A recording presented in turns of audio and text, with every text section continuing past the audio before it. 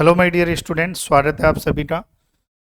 आज के सेशन में हम पढ़ते हैं कृषि विज्ञान का अध्याय नंबर 12 और अध्याय का नाम है पशुपालन एवं दुग्ध उत्पादन में पशु प्रबंधन का महत्व। कि भाई किस प्रकार से जो है पशु का प्रबंधन किया जाए, किस प्रकार से जो है हर चीज का ध्यान रखा जाए कि हम दूध उत्पादन बहुत अच्छे से ले सकें और पशुओं को बहुत अच्छे से रख सकें। देखिए, पशुपालन का कार्य कई शताब्दियों से किया जा रहा है। ऐसा अनुमान है कि उपयोगी पशु मनुष्यों द्वारा ईसा से 6000 पूर्व से पाले जाते रहे हैं। अगर आपसे क्वेश्चन आ जाए कि बताइए कि पशु कब से, मनुष्य द्वारा पशुओं को जो है कब से पाला जा रहा है, तो ये पाला जा रहा है 6000 वर्ष पूर्व। 6000 वर्ष पूर्व से ही मनुष्यों द्वारा जो है पशुओं को पाला जा रहा है। बात करते हैं, आरंभ में यह कार्य भोजन प्राप्ति के उद्देश्य से किया गया। अगर आपसे क्वेश्चन आ जाए वेरी वेरी इंपॉर्टेंट, जो कि एग्जाम में आया हुआ है, सुपरवाइजर में आया हुआ है, जेड एग्जाम में आया हुआ है, कि सबसे पहले यदि पशुपालन जो है प्रारंभ हुआ था तो उसका उद्देश्य क्या था।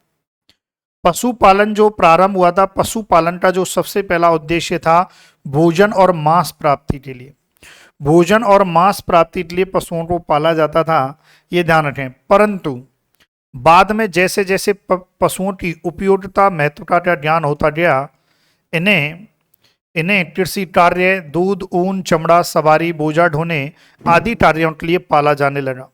सबसे पहले जब आदि मानव था, आदि मानव ने क्या है, आदि मानव जो है, उस आदि मानव ने सबसे पहले जो है पशुओं को जो पाला है वो भोजन की प्राप्ति के लिए पाला। फिर धीरे धीरे उस आदि मानव को ज्ञान हुआ कि भाई ये तो पशुएं ऊन भी देते हैं, ये पशु जो है इनसे खाल भी प्राप्त हो जाती है, इन पशुओं से दूध भी प्राप्त हो जाता है, इन पशुओं से सब कुछ प्राप्त हो जाता है, ये पशु सवारी के लिए भी काम आ सकते हैं। धीरे धीरे धीरे जब उनकी बुद्धि का विकास हुआ तो ऐसे ही उन्होंने और दूसरे कार्यों में पशुओं को जो है उपयोग लेना जारी रखा। तो अगर क्वेश्चन आ जाए कि सबसे पहले क्या है भाई, मांस प्राप्ति के लिए। फिर आ जाते हैं, भारतवर्ष में प्राचीन काल से ही अर्थव्यवस्था कृषि पर आधारित रही है, जैसा कि आपको पता ही है। आज भी हमारा एक भारत जो है, भारत एक कृषि प्रधान देश है, कृषि पर निर्भर है। फिर आ जाते हैं, वेदों, पुराणों तथा अर्थशास्त्र में पशुपालन की व्यवस्था का विस्तृत वर्णन किया गया। बेसिक बात है, ये बातें याद नहीं रखनी है। फिर उसके बाद देखिए, ऋग्वेद में हवन सामग्री में घी के प्रयोग का उल्लेख मिलता है। भाई हम क्या पढ़ रहे हैं, हम पशुपालन पढ़ रहे हैं, पशुपालन के बहुत सारे जो उत्पाद हैं उनसे बारे में पढ़ रहे हैं। ऋग्वेद में बताया गया कि हवन सामग्री में घी का उपयोग। अब सोचिए, ऋग्वेद में बताया गया मतलब कब की बात होती है ना। तो आप देख सकते हैं कि पशुपालन कब से किया जा रहा है ना। तो ऋग्वेद में हवन सामग्री में घी के प्रयोग का उल्लेख मिलता है। कामधेनु गाय के विषय में भी कई प्राचीन लेख मिलते हैं। कामधेनु गाय आपने सुना ही होगा, जब आप यदि आस्तिक हैं तो आपने सुना ही होगा कामधेनु गाय। शिलालेखों कामधेनु गाय, जिसमें ये कहा गया है कि 36 करोड़ देवताएं विराजमान रहते हैं। शिलालेखों, शिला चित्रकारी में नंदी बैल के चित्र देखने को मिलते हैं। नंदी बैल के चित्र, ये अब नंदी बैल के चित्र देखने को मिलते हैं। इसका मतलब पशुपालन का बहुत पहले ही ज्ञान था शिलालेखों में, और शिला चित्रकारी में जब नंदी बैल के चित्र देखने को मिल रहे हैं तो ज्ञान बहुत पहले से ही था। फिर और देखिए और क्या है इसके बारे में। प्राचीन काल से ही भारतीय कृषि में पशुओं का विशेष योगदान रहा है। उस समय से ही अधिक पशुओं का होना सामाजिक प्रतिष्ठा का द्योतक माना जाता था।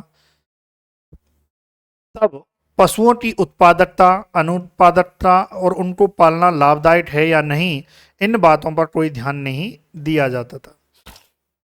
बहुत प्राचीन समय में पशुओं का एक बहुत बड़ा महत्व था।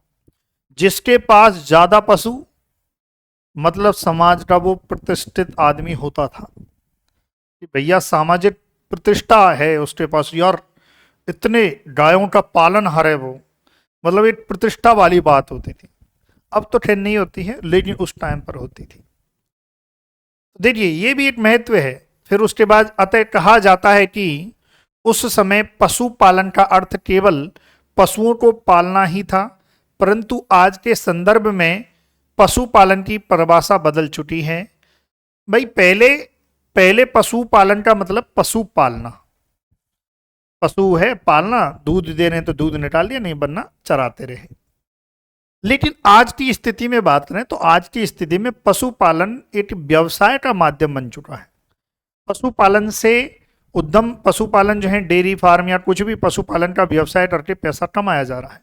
तो परिभाषा भी चेंज हो गई, पशुपालन के बारे में जो दृष्टिकोण था वो भी चेंज हो गया। तो देख लेते हैं, परिभाषा बदल चुकी है। आज तो पशुपालन को व्यावहारिक विज्ञान की वह शाखा माना जाता है जो पालतू पशुओं को मितव्ययता पूर्ण और स्वस्थ रखने की कला का बोध कराती है। चलिए, इस प्रकार पशुपालन विज्ञान के अंतर्गत मुख्य रूप से पशु प्रजनन, देखिए पशुपालन विज्ञान के अंतर्गत पशु प्रजनन, पशु आहार क्या खिलाना चाहिए, पशु आवास कैसा आवास होना चाहिए, पशुओं की देखभाल, पशुओं का स्वास्थ्य, चिकित्सा आदि का गहन और विस्तृत अध्ययन किया जाता है ना। पशुपालन विज्ञान में सब कुछ का अध्ययन किया जाता है। ये सब बेसिक बात है, आपको ना तो कॉपी में नोट करनी है ना आपको याद करनी है, याद भी नहीं करनी है ना। ये अपने कोई काम का नहीं है, कोई काम का नहीं है ना, कोई क्वेश्चन वोश्चन नहीं आएगा।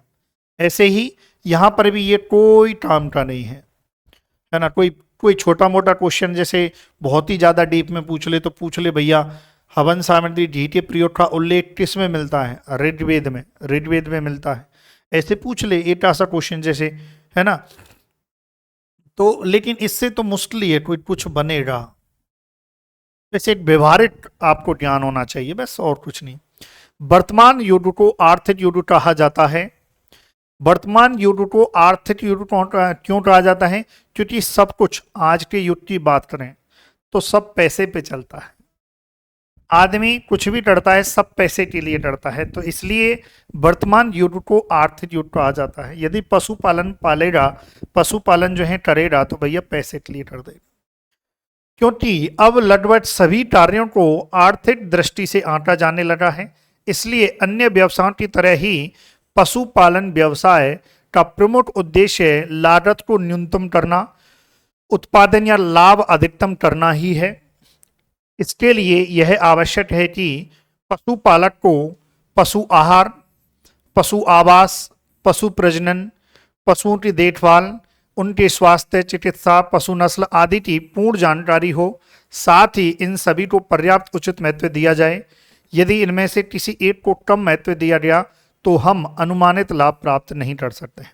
भाई ये बातें बोली नहीं है। पशुपालन यदि आप कर रहे हो जो कि आर्थिक युग आ चुका है, पशुपालन हम इसलिए कर रहे हैं क्योंकि हमें पैसा कमाना है, तो भैया इसके लिए आपको जो है सावधानियां बरतनी होंगी, स्वास्थ्य की देखभाल करना, आहार का ध्यान रखना है। यदि आप ऐसा नहीं करते तो भैया सीधी सी बात है, पशुपालन से आपको ज़्यादा कोई खास प्रॉफिट नहीं होगा। प्रॉफिट करना है तो ये पशु आहार, पशु आवास, पशु प्रजनन, ये सारी चीज़ों का ध्यान रखना है। ये सामान्य बात बोली गई है और कुछ नहीं। अब आ जाते हैं प्रबंधन से, है ना। अब देख लेते हैं प्रबंधन। प्रबंधन सबसे पहला क्वेश्चन यही बनता है कि पशुपालन प्रबंधन की परिभाषा लिखिए। क्या क्वेश्चन बनता है? पशुपालन प्रबंधन की परिभाषा लिखिए। तो देख लेते हैं क्या है। उपलब्ध संसाधनों का दक्षता पूर्वक और प्रभावपूर्ण तरीके से उपयोग करते हुए लोगों के कार्यों में समन्वय करना ताकि लक्ष्यों की प्राप्ति सुनियोजित की जा सके। प्रबंधन के अंतर्गत planning, organising, staffing, leading, directing, संगठन, पहल का नियंत्रण आदि आते हैं। देखिए प्रबंधन, पशुपालन प्रबंधन की यदि बात करें तो आपको इतना आपको ये डेफिनेशन याद नहीं करनी, आप अपने तरीके से लिखना कि पशुपालन प्रबंधन क्या है? पशुओं को उचित देखभाल में रखना, उनके लिए आवास बनाना, उनके प्रजनन का ध्यान रखना, उनकी देखभाल स्वास्थ्य का ध्यान रखना ही पशुपालन प्रबंधन कहलाता है। ऐसे आप बनाते लिख दोगे तो भी काम हो जाएगा। बाकी ये लैंग्वेज लिखोगे ये तो पता ही नहीं है क्या है। वैसे बता दूं, देखिए प्रबंधन के अंतर्गत क्या क्या आता है। प्रबंधन में देखो प्लानिंग आती है कि प्रबंधन हम क्या कर रहे हैं, पशुपालन प्रबंधन। तो सबसे पहला है प्लानिंग, कि भाई हम प्लानिंग करेंगे कि हमें डेयरी फार्म खोलना है, हमें इतनी भैंस लाएंगे, इतनी गाय लाएंगे, ऐसे ऐसे करेंगे, ये प्लानिंग है। फिर ऑर्गेनाइजेशन संगठन निर्माण करेंगे, पूरा हर चीज का निर्माण करेंगे, स्टाफ लगाएंगे। देखो स्टाफिंग, अब कार्य करने के लिए स्टाफ भी चाहिए, वो भी लगाएंगे। लीडिंग एंड डायरेक्टिंग, जो स्टाफ है उसको दिशा निर्देश देने वाला भी कोई होना चाहिए। तो भाई कहता भाई तू ये काम करेगा, भाई तू डेयरी में दूध निकालेगा, भाई तू डेयरी में यहाँ से यहाँ दूध बेचने के लिए वहां लेके जाएगा, डेयरी फार्म पर लेके जाएगा। तो ऐसे जो है लीडिंग करने का कार्य इसमें रहता है।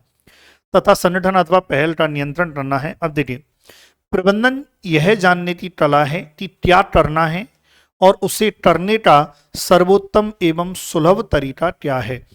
F.W. टेलर ये कहते हैं, हालांकि इतना डीप में आपसे नहीं आएगा, यदि यहाँ से क्वेश्चन बनाएगा तो एग्जामिनर बोल सकता है कि F.W. टेलर के अनुसार प्रबंधन क्या है, परिभाषित कीजिए।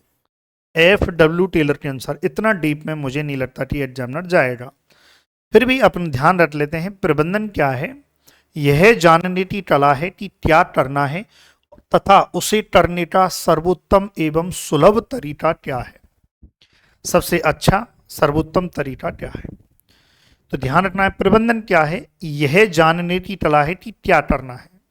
मैनेजमेंट मतलब, प्रबंधन मतलब क्या करना है, क्या करना है, कैसे करना है। इन चीजों को जानने के लिए सर्वोत्तम और सुलभ तरीका यदि है तो वो है प्रबंधन। इस प्रकार यह स्पष्ट है कि पशुपालन व्यवसाय की सफलता अच्छे एवं समुचित प्रबंध पर निर्भर करती है।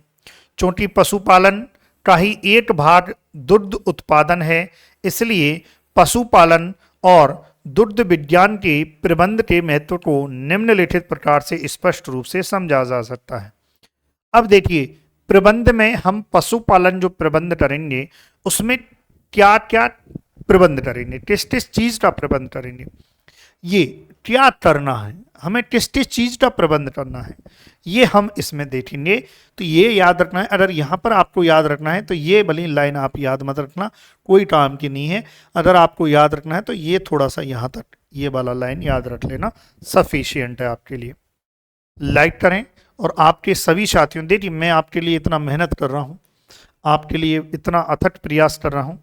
हमारा जो है 12वीं कृषि विज्ञान का जो कोर्स है वो एग्री पावर जयपुर एप्लीकेशन पर है, मात्र 2500 रुपये में है। आप सभी विद्यार्थियों से निवेदन है, आपके जितने भी साथी हैं आप उनको ऐड कीजिए, हमारे यूट्यूब चैनल को भी सब्सक्राइब करवाइए, हमारी एप्लीकेशन को भी सब्सक्राइब करवाइए। क्लियर है? चलिए अब देखिए, अब हम देखते हैं पशु आहार प्रबंधन। चलिए देखते हैं पशु आहार प्रबंधन की भाई कैसे पशु जो हैं, आपने कोई डेयरी खोली तो पशुओं के लिए खाने पीने की व्यवस्थाएं, उन व्यवस्थाओं को किस प्रकार से करना है, यही क्या है पशु आहार प्रबंधन है। यहां से क्वेश्चन 100% आता है कि पशु आहार प्रबंधन के कोई 5 बिंदु लिखिए, पशु आहार प्रबंधन के कोई 2 बिंदु लिखिए, पशु आहार प्रबंधन पर टिप्पणी कीजिए। ऐसे यदि क्वेश्चन आता है तो 100% आपको यहां से करना होगा। तो देखिए एक अच्छे पशुपालक को पशु आहार संबंधी निम्नलिखित बातों को ध्यान रखना चाहिए। सबसे पहली बात क्या है, जहां तक संभव हो पशुओं के आहार में स्थानीय तथा सस्ते चारे सम्मिलित करें, इससे लागत कम करने में मदद मिलेगी। पहला बिंदु ये कहता है कि भाई पशुओं के लिए आहार, तो आहार की जो व्यवस्था है आप ऐसा कीजिए, आहार की व्यवस्था स्थानीय रूप से कीजिए। सस्ता चारा लाइए, बुरा भी नहीं, सस्ता। मैंने बुरा नहीं बोला, सस्ता बोला, जो कम पैसे में हो वो चारा लाइए, स्थानीय चारा लाइए। हो सकता है जैसे कोई घास फूस है उसको काट के ले आओ, है ना भाई। बहुत मेड़ों पे कहीं आप जो है खेतों में जो है कहीं ना कहीं जो है चारा गाह बने रहते हैं, वहां पर जो है चारा रहता है, उसको काट के ले आइए। क्यों ऐसा, क्यों भैया? ताकि हमारी जो है लागत कम लगे।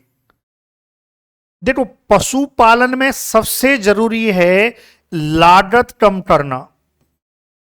भाई जब लागत कम, ये अगर इसका आप ध्यान रखोगे तभी आपका जो, हम कह सकते हैं जो प्रॉफिट है, पशुपालन से जो प्रॉफिट है वो ज्यादा तब ही होगा जब हम लागत का ध्यान रखेंगे। पशुपालन करते टाइम हमें लागत का ध्यान रखना है कि लागत ज्यादा ना आ जाए। तो आहार में यदि मैं बात करूं तो आहार इस प्रकार के आहार लाने हैं जो सस्ता हो, अच्छा हो, सस्ता हो, ताकि लागत कम आए, पैसे की बचत हो, ये ध्यान रखें। और देखिए पशुपालक को प्रत्येक पशु की आहार संबंधी आवश्यकता की पूरी जानकारी होनी चाहिए तथा उसी के अनुसार पशुओं को संतुलित आहार उपलब्ध कराना चाहिए। दूसरा बिंदु ये कहता है कि भैया जो पशुपालक पशुओं को पाल रहा है, उस पशुपालक को पशुओं, जो भी भैंस है चाहे वो गाय है, इन सब की जानकारी होनी चाहिए कि ये कितना तो चारा खाते हैं, दाने में खुश रहते हैं या किस चीज में खुश रहते हैं, किस प्रकार का चारा इनको पसंद है, कितना है, कितना इनको देना चाहिए, ये पूरी जानकारी होनी चाहिए।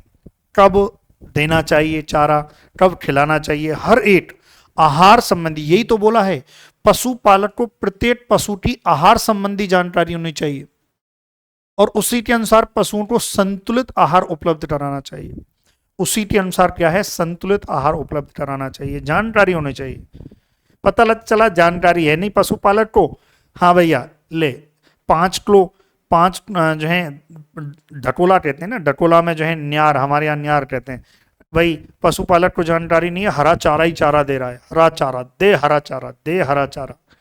अरे भाई हरा चारा ज्यादा खिलाने से पशु को आफरा हो जाता है, पशु के पेट में गैसें जमा हो जाती हैं। इसलिए पशुपालक को ज्ञान होना चाहिए, है ना, पता चले हरा चारा दे रहा है, हरा चारा नहीं देना है, सूखे चारे के अनुसार, आवश्यकता अनुसार देना है, संतुलित आहार का ध्यान रखना है। यही बात इसमें बोली गई है। उसके बाद और आइए, लाइक करें, जल्दी से लाइक करें और शेयर करें। पशुओं को नियमित रूप से समय पर चारा व पानी उपलब्ध होना चाहिए। पशुओं को नियमित रूप से समय पर चारा और पानी उपलब्ध होना चाहिए। आहार प्रबंधन में इस चीज का बहुत विशेष तौर है।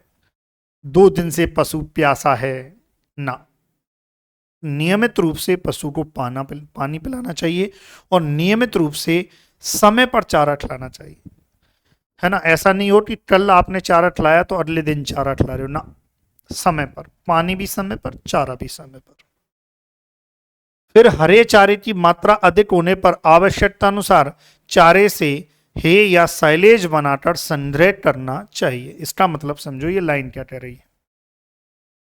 मान लेते हैं आपने खेत में खूब सारा चारा बो दिया, अब आपके पास जितनी भी जो है पशु थे, उन पशु, जितना पशु खाते हैं उससे भी आपने ज्यादा चारा बो दिया, तो अब वो चारा खराब ना हो तो आप क्या करना, आप उस चारे को काट लेना, काट के उस चारे का संरक्षण करना। चारे का क्या है, संरक्षण।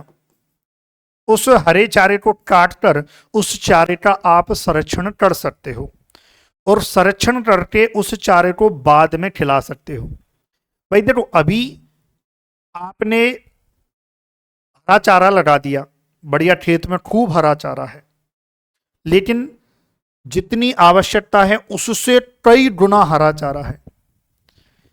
अब हरा चारा ऐसा नहीं है हमेशा बना रहे, भाई हरा चारा एक समय के बाद एक सीजन रहता है, ज्यादा से ज्यादा 4-5 महीने बाद जो है हरा चारा सूखने लग जाएगा और खराब हो जाएगा। ऐसा ना हो इसके लिए आप क्या करो, उस हरे चारे को काट लो, उतना छोड़ दो जितना पशु के लिए आवश्यकता पड़ेगी। काट के और चारा का संरक्षण कर दो। चारा संरक्षण करने की दो विधि हैं। या तो आप हे मतलब जो है सूखा चारा, या तो आपने जो चारा काटा है, ये जो चारा आप खेत से पूरा काट लिया, उसका चारा संरक्षण की बात करें तो उसको सूखा चारा, उसको सुखा लो और काट के सुखा के काट के सेफ रख लो। एक तो ये कर लो। एक साइलेज बनाकर, साइलेज मतलब होता है गीला चारा, जो आपके पास जो चारा है उससे साइलेज बना लो। अब साइलेज कैसे बनाते हैं, ये कैसे बनाते हैं, ये डिफरेंट डिफरेंट दो मेथड हैं, वो यहां पर हमारे मेथड काम की नहीं है, तो ध्यान रखना है। हे और साइलेज चारा संरक्षण के दो तरीके हैं। हे या हम कह सकते हैं चारा संरक्षण के प्रकार हैं, हे और साइलेज। हे मतलब सूखा चारा के रूप में संरक्षण और साइलेज मतलब गीला चारा के रूप में संरक्षण। अब बाद में जब हरा चारा समाप्त हो गया है तो आप क्या करो, इस हे और साइलेज को चारे के रूप में पशुओं को खिलाना चालू कर दो। अब इससे क्या होगा, आपकी चारे की बचत हो जाएगी, चारे का मैनेजमेंट हो जाएगा और कोई दिक्कत नहीं आएगी, आपके चारे की कमी आएगी नहीं।